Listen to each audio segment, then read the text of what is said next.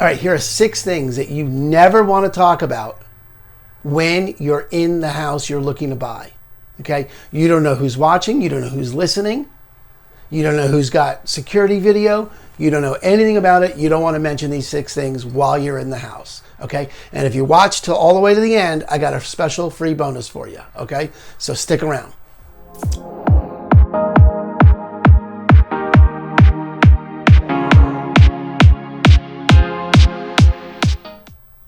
I'm Aaron Hendon with Christine & Company over at Keller Williams. We work the whole Puget Sound, and here are 6 things that you just don't want to talk about when you're in the house. Look, most of the time you're never going to meet the seller, so it's going to be rare, unless it's a for sale by owner or some odd set of circumstances where you actually are in the room with the seller. But you never know.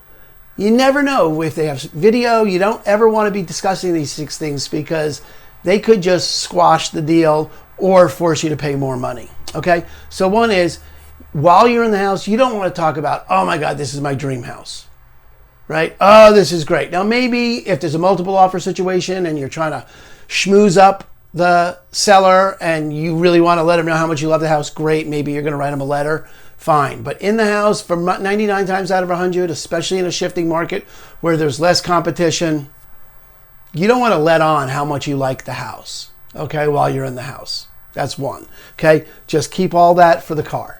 Second, don't say anything snarky. I know you would never say anything snarky, but me, I got to watch my mouth. All right? You don't want to talk about how the wallpaper doesn't work for you, or how did they get that couch, or, oh, wow.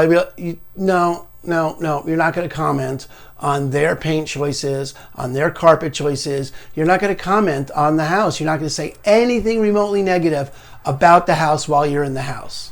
Okay? Just leave it all for the car. You don't need to be talking about it. Okay? That's 2. Third is, if you do get with the seller, you don't ever want to start talking about your maximum amount that you can spend.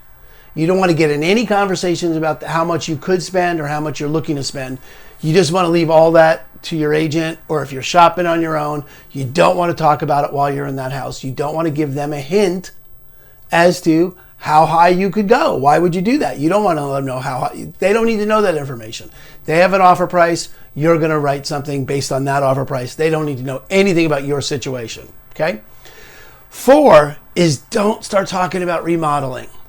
Don't be like, oh, if we knock down this wall, then we could open up the kitchen, or then what if we took down the deck? You don't want to get into any of that. A, it tips your hand for how much money you got to spend. And B, you don't know how attached they are to any of that stuff. They may love it like that, and you don't want to put anything in the space. So don't talk about remodeling. Don't talk about the future. Look at the house. Save all that conversation for the car. Okay? 5 is, don't comment on the price. Don't start getting all weird with the price, like, I can't believe this is so cheap. Or the converse being, are you kidding? You're never going to get that for this place. Don't comment on the price. Your comment on the price is going to be in the offer you write. That's where you're going to comment on the price. Do not engage in any conversation with the seller or their agent.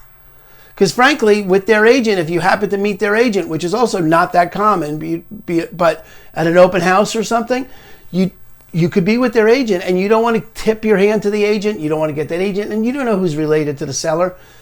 Keep it all for the car, okay? And then the 6th one is, how soon you need to move. Again, no tipping your hand to the agent or to the seller about, oh, we just sold our house, we got it, or we just got transferred from work, we got to get in. Or no, they don't need to know. You don't need to talk about it. They don't need any of that information. That could only backfire on you. It's not going to make you, a better buyer for them. Just don't talk about it. So don't talk about how much you like the house.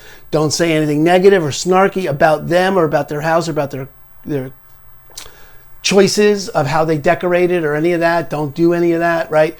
Don't talk about how much you can afford to pay. Don't talk about how you'd like to remodel it. Don't comment on the price in any way. And don't talk about how soon you have to move, okay? Leave all that stuff for the car, for between you and your agent. And then from there, you can make an offer price that works, but you won't have put in anything that could put a kibosh on the deal. And yes, I got to use the word kibosh on a video. I win the day. All right, now, Ready for your free bonus? Here's your free bonus. Oh, I'm back. All right, here's your free bonus.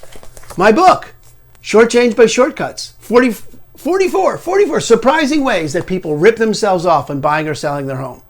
Yeah, listen, I got really tired of people not asking the right questions. Buying your home is the biggest single thing that you spend money on. It's your biggest financial, investment, biggest financial purchase of your life. It's a big deal, and people generally don't know what questions to ask. So I put them all in a book. There's for buyers and for sellers in this book. And the psychological biases that sometimes cloud our judgment.